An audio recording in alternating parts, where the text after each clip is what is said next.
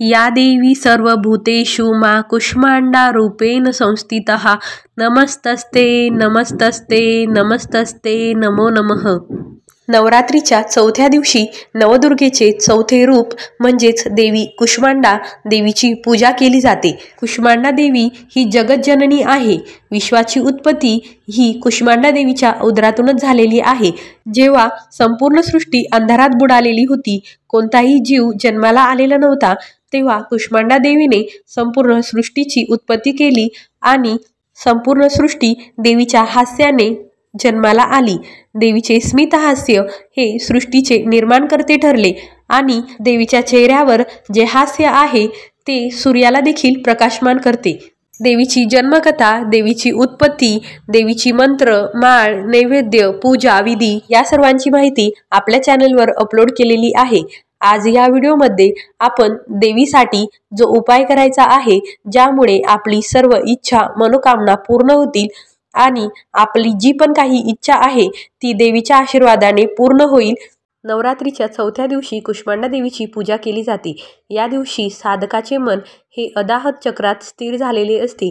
या दिवशी आपल्याला देवीची पूजा ही अत्यंत पवित्र आणि स्थिर मनाने करायची आहे। संस्कृतमध्ये कुष्मांडाला कुम्हड असे म्हणतात। कुम्हडचा या दिवशी देवीला बळी दिला जातो आणि तो देवीला अधिक प्रिय असतो। कुम्हड म्हणजेच कोहळे, याचा देवीला बळी दिला जातो, म्हणजेच हे फोडले जाते आणि देवीला हे खूप प्रिय असते। कुष्मांडा देवीला प्रसन्न करण्यासाठी या व्हिडिओमध्ये काही उपाय बघणार आहोत। ते उपाय केल्यामुळे तुमचे जे काही आजार असतील ते बरे होतील। देवीच्या भक्तीमुळे आयुष्यात, यशात, शक्तीत आणि आरोग्यात वाढ होईल। कुष्मांडा देवीच्या भक्तीने मनुष्य रोगांपासून मुक्त होतो, त्याला सुख, समृद्धी आणि प्रगती मिळते। मनुष्याच्या सर्व इच्छा, आकांक्षा पूर्ण होतात। कुष्मांडा देवीला प्रसन्न करण्यासाठी आणि आपली इच्छापूर्ती करण्यासाठी 3 उपाय आहेत। त्या 3 पैकी तुम्ही कोणतेही उपाय करू शकता। देवीची पूजा, आरती, मंत्रजाप झाल्यानंतर आपल्याला हे उपाय करायचे आहे।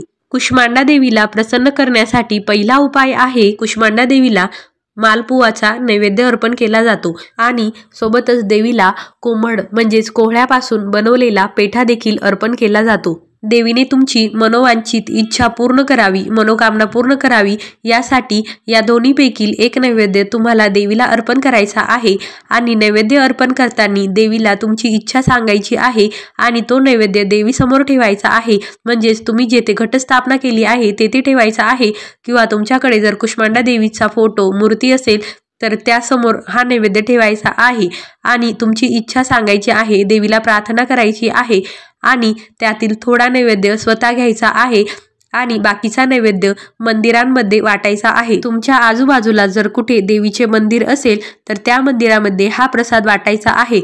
मंदिरामध्ये हा प्रसाद वाटणे शुभ मानले जाते आणि यामुळे व्रत करणाऱ्याच्या आणि देवीची सेवा करणाऱ्याच्या बुद्धीचा विकास होतो, निर्णय घेण्याची क्षमता वाढते आणि त्याची मनोकामना पूर्ण होते। त्यानंतर देवीला प्रसन्न करण्यासाठी आणि आपली मनोकामना पूर्ण करण्यासाठी दुसरा उपाय आहे, तो म्हणजे देवीला प्रिय असलेले कुम्हड किंवा ज्याला कोहळे असे म्हणतात ते आपल्याला कुष्मांडा देवीला अर्पण करायचे आहे। नवदुर्गेचे कुष्मांडा हे रूप ब्रह्मांड आणि कुम्हड याच्याशी संबंधित आहे, त्यामुळे देवीचे नाव कुष्मांडा असे पडलेले आहे आणि म्हणूनच देवीला कुम्हड म्हणजेच कोहळे अत्यंत प्रिय आहे।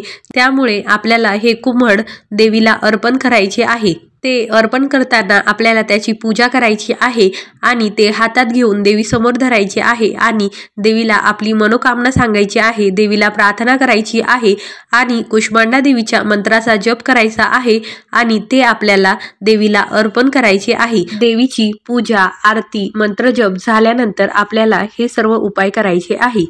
आता कुष्मांडा देवीने आपली इच्छा, मनोकामना पूर्ण करावी यासाठी आपल्याला तिसरा उपाय आहे। त्यासाठी आपल्याला एक नागवेलीचे पान म्हणजेच खाण्याचे पान आणि एक लवंग जी तुटलेली नसावी, पूर्ण अखंड लवंग असावी आणि ती आपल्याला घ्यायची आहे आणि आपल्या देवघरासमोर जेथे आपण घटस्थापना केलेली आहे, देवीची मांडणी केलेली आहे, तेथे आपल्याला हे नागवेलीचे पान आणि लवंग घेऊन बसायचे आहे। या घटासमोर किंवा देवीच्या फोटो समोर आपल्याला गाईच्या तुपाचा दिवा लावायचा आहे आणि त्यानंतर जे नागवेलीचे पान आणि लवंग आहे ती आपल्याला देवीच्या फोटोसमोर किंवा घटासमोर किंवा देवीच्या मूर्तीसमोर ठेवायची आहे।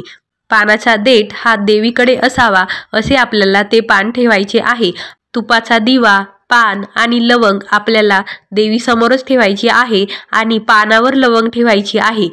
त्यानंतर कुष्मांडा देवीचे जे 3 मंत्र आहे त्यातील एक मंत्र आपल्याला 21 वेळेस, 51 वेळेस किंवा 108 वेळेस जप करायचा आहे। तुम्ही जितका जास्त वेळेस जप कराल तितके चांगले आहे। तुमच्या इच्छेनुसार तितका जप करायचा आहे आणि हा जप करताना कोणाशीही बोलायचं नाहीये किंवा कोणीही आपल्याशी बोलणार नाही, कोणीही आपल्याला मध्येच डिस्टर्ब करणार नाही हे बघायचे आहे। आणि अजिबात लक्ष विचलित न होऊन देता पवित्र आणि शांत स्थिर मनाने देवीचा जप करायचा आहे। देवीचा मंत्र जप पूर्ण झाल्यानंतर ते पान आणि लवंग तशीच आपल्याला आपल्या उजव्या हातावर घ्यायची आहे।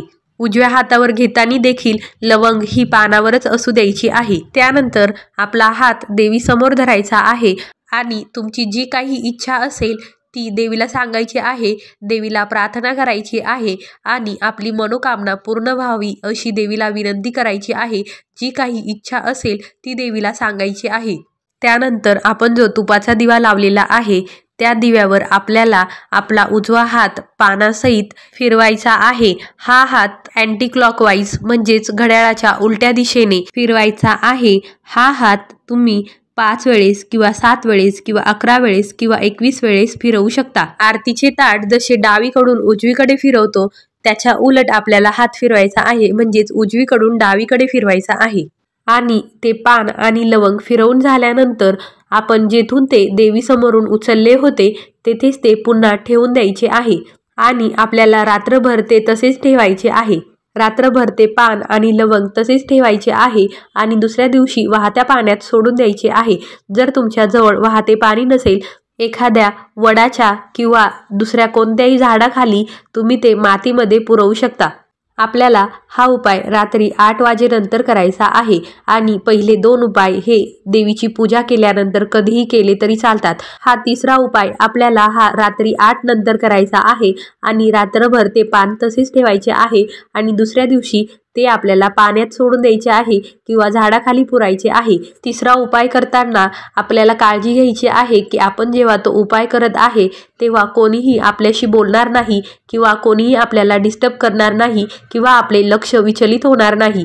त्यानंतर सकाळी पण आपण जेव्हा ते पानाचे विसर्जन करणार आहे तेव्हा देखील आपल्याला कोणाशीही बोलायचे नाहीये।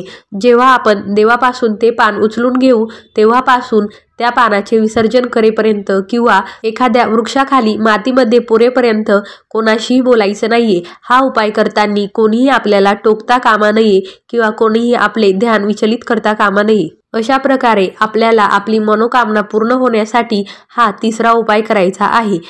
या व्हिडिओमध्ये सांगितलेले 3ही उपाय आपण करू शकतो किंवा त्यातील एक उपाय आपण करू शकतो। फक्त तिसरा उपाय करताना आपल्याला तो रात्री 8 नंतर करायचा आहे आणि कोणीही आपल्याशी बोलणार नाही किंवा आपल्याला डिस्टर्ब करणार नाही याची काळजी घ्यायची आहे। तुम्हाला हा व्हिडिओ आवडला असेल तर आपल्या मी इगतपुरीची या चॅनलला सबस्क्राईब करा, व्हिडिओला लाईक करा आणि नवरात्रामध्ये नवदुर्गांची संपूर्ण माहिती आणि सर्व इच्छापूर्ती होण्यासाठी जे काही उपाय आहे ते पाहण्यासाठी आपल्या मी इगतपुरीची या चॅनलला सबस्क्राईब करून ठेवा। व्हिडिओ बघितल्याबद्दल धन्यवाद। अवधूत चिंतन श्री गुरुदेव दत्त, श्री स्वामी समर्थ। ओम देवी कुष्मांडाय नमः।